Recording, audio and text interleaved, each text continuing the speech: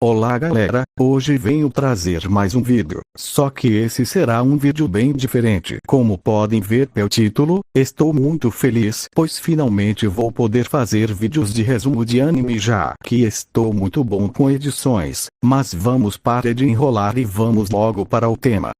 O tema de hoje é mostrar para vocês como Itagaki é um ótimo autor, e como ele conseguiu fazer um manga que tinha tudo para ser um shonen padrão virar um dos melhores mangas do Japão.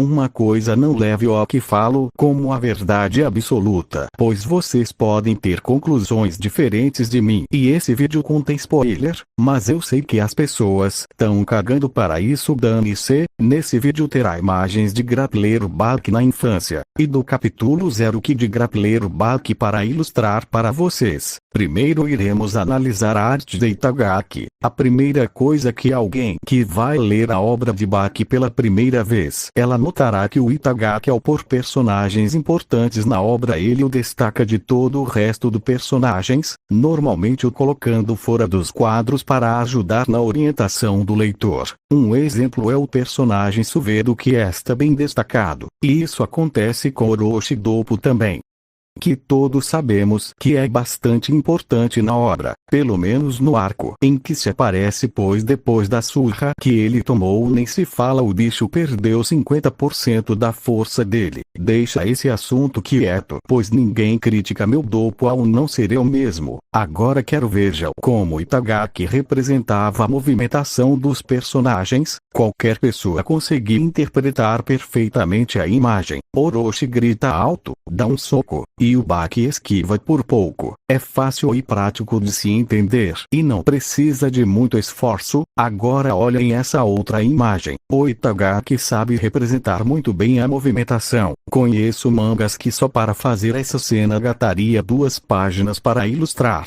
mas em Bach é fácil de se entender.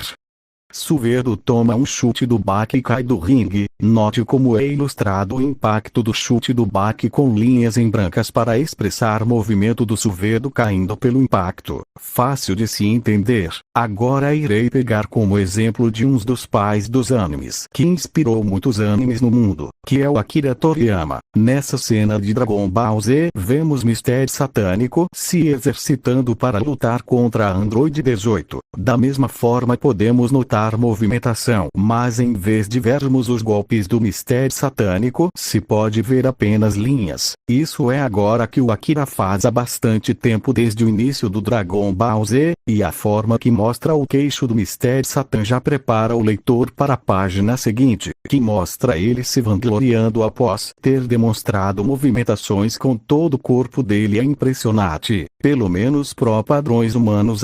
E depois nós temos o quadro seguinte que mostra o Mistério Satan com um cagaço quando vê a Android vindo em sua direção, mas vemos que o Akira sabe muito bem ilustrar as baus e é feito para ter movimentos rápidos e acaba combinando perfeitamente com a obra. Isso foi para vocês entenderem o que vem a seguir, pois Dragon Ball é um anime muito rápido em suas lutas. Óbvio que se eu fosse escolher entre Dragon Ball Super interessa as linhas e os personagens ficarem sumindo toda hora no manga por preguiça de desenhar, ou ter um estilo de luta igual o Bach que detalha e mostra perfeitamente cada golpe para o leitor, eu escolheria a de Bach.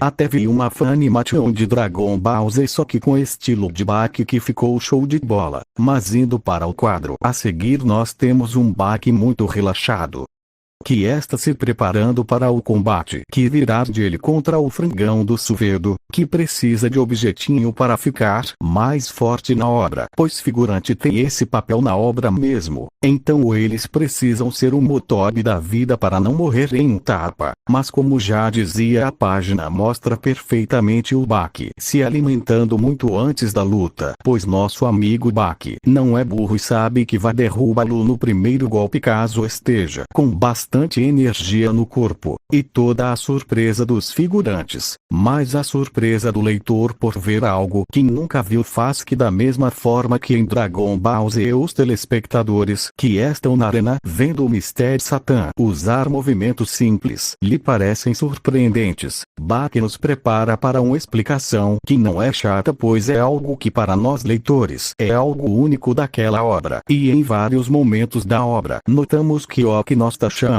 como surpreendente pode ser algo mais normal que o comum. Pelo menos para quem viu só um manga é legal, pois no anime da prisão é metade de até um jumento saberia animar a explicação do gafanhoto em menos de 1 minuto de explicação simples que um bebê entende perfeitamente sem esforço. Mas ok, mas saindo da sinceridade nesse momento, agora que falei sobre os principais aspectos de Bach em geral, irei falar sobre o que tornou a obra tão popular mesmo parecendo só um anime normal. Então preste atenção. Vamos falar primeiro sobre uma cena muito marcante de Grappler Bach, que é quando após Yashazaru ter perdido no 2x1, Bach pede para Sendo-san para levá-lo até o Mamako prefiro dos animes. Na cena vemos Bach entregando o crânio da falecida esposa do Yashazaru. Note que o Bach está sendo olhado de cima, não só dando impressão de ser olhado na visão do Yashazaru, mas dando uma postura de inferioridade para o Bach,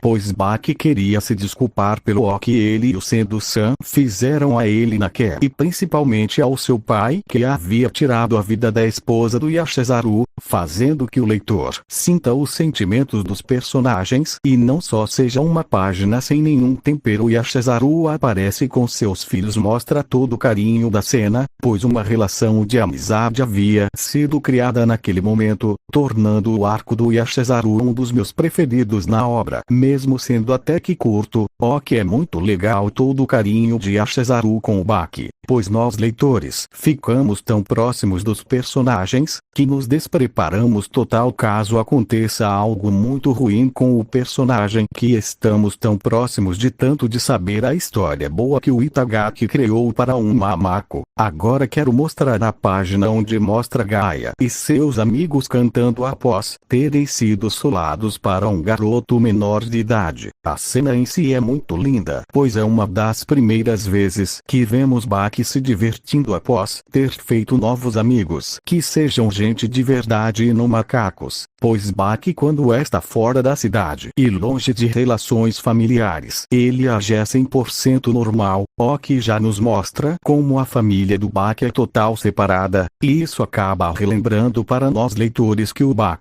é apenas um garoto que quer o carinho. Da cena onde Emi, a mãe de Bach, começa a chorar frustrada com o filho porque não conseguia aceitar que Yujiro não amasse mesmo ela fazendo de tudo, e o mais triste é quando a Mayama e Bach começam a consolar um ao outro, mostrando a proximidade de quase irmãos um para o outro. Agora que mostrei tudo isso, nós iremos ver como Yujiro aparece na frente de Bach enquanto treinava, enquanto corvos voavam com medo. Uma coisa que pesquisei que faz essa cena ainda mais legal é que eu pesquisei no Google e que no Japão o corvo simboliza gratidão, amor familiar, e o mais comum é mensageiro divino, que representa o bom presságio. O que é muito irônico, pois Yujiro faz total contrário disso, pois em vez de dar um bom presságio ele entrega a cabeça de Yashazaru e para piorar explode ela na cara do garoto que não conseguia acreditar no que estava vendo. Muitas pessoas acabam entendendo errado a parte onde Bach fica muito triste com isso, pois acham que só foi porque o Bach e Yashazaru eram amigos, mas a verdade é que o Bach não só fica triste porque eram amigos, mas foi porque ele começou a se culpar, pois se Bach não tivesse sido orgulhoso e ter ido derrotar o Yashazaru, possivelmente o Yujiro não o teria matado, porque não seria alguém próximo de Bach a quem ferir, e isso torna o personagem, e tanto para o leitor, que não conseguem processar toda a informação que foi jogada na cara de uma só vez. Afinal, Bach até aquele momento havia se mostrado ser um anime normal onde o protagonista iria ficar mais forte e superar seu pai facilmente como num shonen. Agora quero que vejam como Gaia, aquele que era temido temido por todo o Japão por ser extremamente poderoso com seu corpo e alma unidos em um só, é submetido a se ajoelhar frente a Yujiro e a Baki com seus amigos que estavam surpreendidos. Óbvio que não foi intenção do Yujiro humilhar Gaia desde o princípio, afinal foi o Gaia quem foi até ele, mas o Itagaki fez isso para mostrar como Yujiro queria humilhar de todas as formas o seu filho e até vencendo facilmente todos os que Baki considerava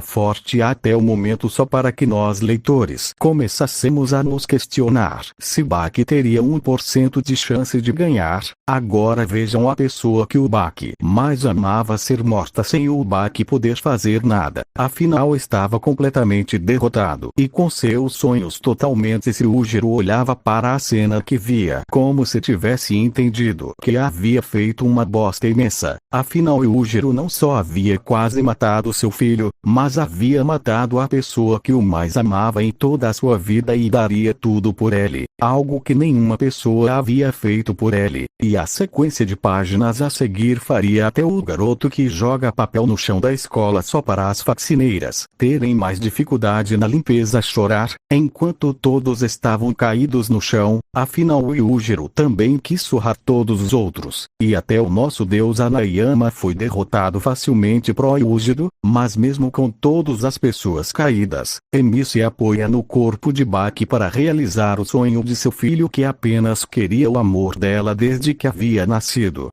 E assim ela começa a cantar uma canção de carinho apoiada no corpo do próprio filho. Afinal ela não tinha mais coluna para se apoiar, e um destaque enorme nas estrelas no fundo da página só demonstra o carinho naquela cena, ou até mesmo as lágrimas de Itagaki, que ficou marcada em todas as edições, e até onde achei sobre estrelas na história do Japão no Google desde o período Edo, que por sinal o período Edo vai ser citado mais na frente na obra. Mas continuando a explicação, os japoneses têm a tradição de escrever pedidos em pequenas tiras de papel, chamados tasakos, e os penduram em galhos de bambu.